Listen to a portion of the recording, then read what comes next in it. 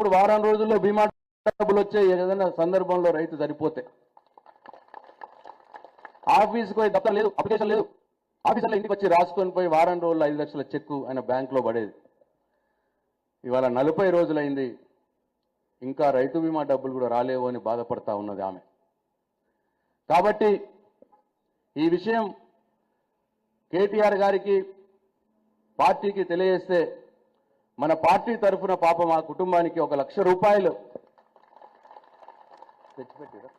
సహాయం చేయండి అని చెప్పి అనౌన్స్ చేసినారు.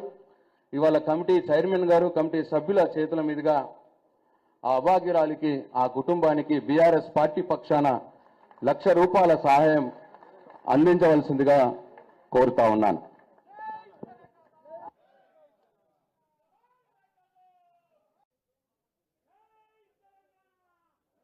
తెలంగాణ వర్ధిల్లాలి.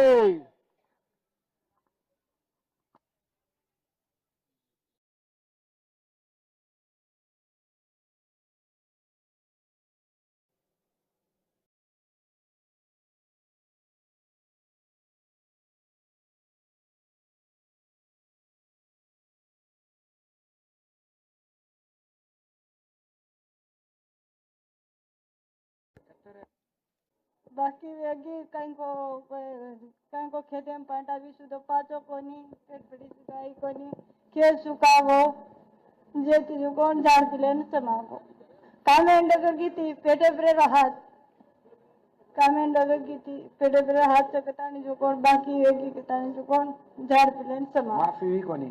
हाँ माफी हुई कोनी कहीं कतरा रसे वी 10 लाख लगा 10 लाख लगाई बैंक के कतरा रखो बेकर कतरा चको अब मांगरे वाले मालम काम करन खावा కూలి కరం ఖాయా.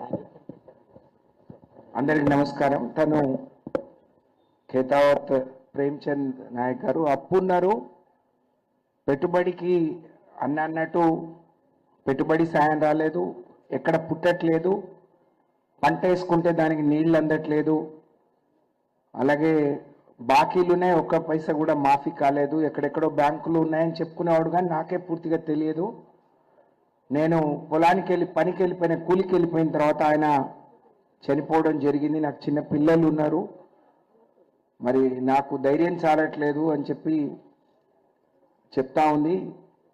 నిజంగా చాలా బాధాకరం, దురదృష్టకరం. నిన్న మేమందరం సరే అందరిని నిలబెట్టి నేను మాట్లాడటం కరెక్ట్ కాదు కానీ 2 గిరిజన కుటుంబాలు, నిన్న గజానంద్ అని ఒక సోదరుడు 30 ఏళ్ళు, ఆయనకు 32 ఏళ్ళు, 3 పిల్లల తండ్రి.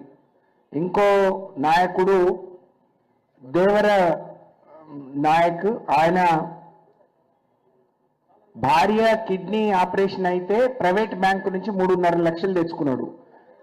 గవర్నమెంట్ ఈ బ్యాంకు నుంచి తెచ్చుకుంది 1,90,000 అయినా కూడా అది మాఫీ కాలేదు. ఈ బ్యాంక్ వాళ్ళ ఇంటికి వచ్చి పరువు తీసిందని ఆయన కూడా బ్యాంకులో వచ్చి ప్రాణాలు తీసుకున్నాడు. రాత్రి మేము కేసీఆర్ గారి ఆదేశాలతో కేటీఆర్ ఈ కమిటీ వేసే ముందు మేమందరం అక్కడే కూర్చొని ఉన్నాం. ఇంకో రైతు కూడా గోవింద్ అనే రైతు పేదవాడు, ఆయన కూడా బోత్ దగ్గర కాదు, రాత్రి మనం పోయిన మిర్జాపూర్ దగ్గర ఆయన కూడా ఆత్మహత్య చేసుకున్నాడు. నిజంగా ఆ రోజు రైతులను ఏ విధంగా నిలబెట్టాలని, రైతులకు ఏ విధంగా ధైర్యాన్ని నింపాలని కృషి చేసిన కేసీఆర్ రైతు బంధువు అయితే అన్ని రకాలుగా రైతులను మోసం చేసి ఓట్లు వేయించుకొని గద్దెనెక్కి రైతుల ఉసురు పోసుకున్న రేవంత్ రెడ్డి మాత్రం రైతుల పట్ల, గిరిజనులు పేదల పట్ల రైతు రాబంధువుగా మిగిలిపోతాడని చెప్పి నేను తెలియజేస్తాను.